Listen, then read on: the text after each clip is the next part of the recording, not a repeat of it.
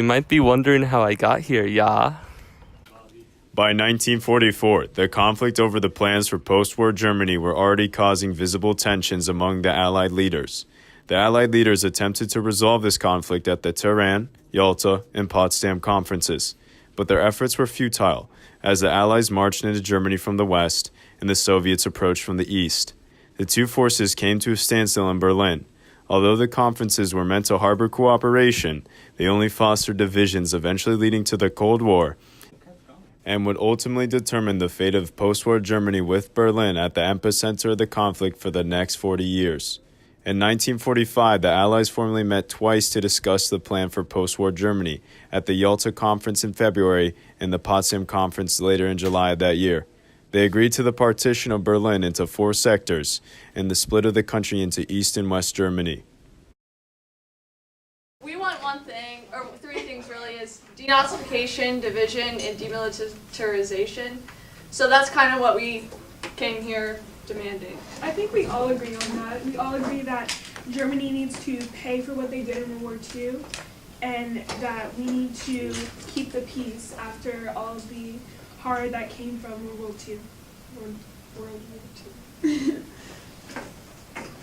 Alright, but here's the thing. They're not just going to pay for it, they're going to work for it. We want some of those reparations to be enforced labor in the Soviet Union for all the damages they caused. I can agree with that. Oh, thank you.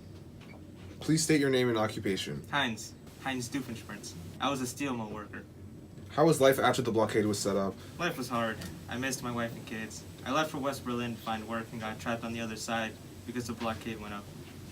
Were you able to find work? Yes, I was able to find work. The Marshall Plan greatly aided the local economy. Sadly, I was not able to provide for my family because they were on the other side of the blockade. 6 months later, I got a letter stating from my wife that she found another man. I never heard from her again. Were you there for the blockade and airlift? Yes, it was a very cold and hungry winter. I was there and we were all very thankful for the Americans sending us food and coal. Without it, we would have surely frozen to starve to death. It was truly an eye-opening experience. It showed us that the Americans were allies and not enemies. On June 20th, 1948, the Allies introduced the Deutschmark into West Germany. The intention was to jumpstart the West German economy and arguably promote a capitalist state. The USSR perceived this as a tangible and symbolic threat, combating their efforts to turn Germany into an entirely communist state. What is your name and occupation? I am Kimberly Williams, a historian specializing in the economic situation of Germany in the 20th century. What was the economic state of West Germany prior to the Deutschmark? The economy was massively hyperinflated, and there were widespread black markets, with almost half of all transactions occurring illegally. There were also deep federal debt as a result of the war. How did the introduction of the Deutschmark affect West Germany? The Deutschmark stabilized prices, helped German exports, and was a part of the Marshall Plan's economic aid to Germany. Less money in circulation meant lower prices, which made legal transactions more reasonable to make. Work wages increased along with working conditions, unemployment decreased, and consumer goods resumed production. What were the consequences of the Deutschmark on East Germany? Although the east side of Germany was more economically stable and had higher living conditions than many Soviet blocs, it did not have many of the freedoms of West Germany. All production was controlled in the same way as the Soviet Union, with set products to be made and production goals to be met, and almost completely collectivized agriculture. The appeal of the personal freedom and economic improvement of the West Germany pushed many German citizens to leave the East, furthering the brain drain of East Germany. The repercussions of the introduction of the Deutschmark were drastic and immediate. In concurrence with the mounting tensions, only 4 days later, on June 24th, 1948, Soviet powers blockaded West Berlin and cut off all access to West Germany to any outside forces. Instead of using direct force, the Allies began a massive airlift of supplies and food into East Berlin that ran until May of 1949. Contrary to Soviet intentions, the blockade only increased disdain and dissent towards the Soviet occupation of East Germany and towards communism in general.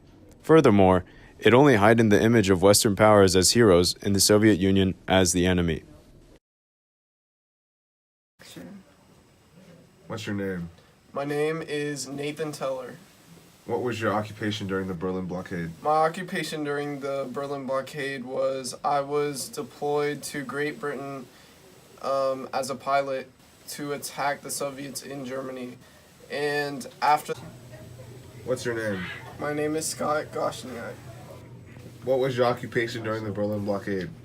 Initially, I was deployed as a pilot to Great Britain in preparations to attack the Soviets in Germany.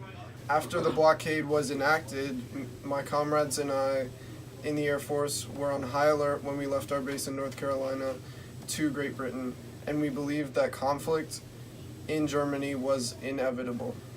Was that the case?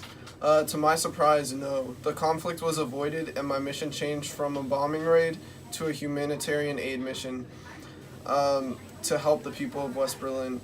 I dropped an array of supplies and food on West Berlin for months, and when the conflict was over and the blockade was lifted, I felt more satisfied than I ever had before in my military career. In June of 1953, the discontent of East German citizens was made clear by the quickly quelled East German uprising. However, the dissent quietly continued to grow, with many of the essential skilled professionals and intellectuals that ended up fleeing East Berlin in a mass exodus, which came to be known as the brain drain. This resulted in severe hindrance of any development in the eastern sector of Berlin. What is your name? My name is Hannah Laudenbach, and I was a nurse in Berlin. Why did you cross the border between East and West Berlin? I was seeking better opportunities in West Germany for my occupation. Business was doing much better after the introduction of the Deutschmark and the Soviet occupation after the war, so I knew it was time to leave. What was East Germany like?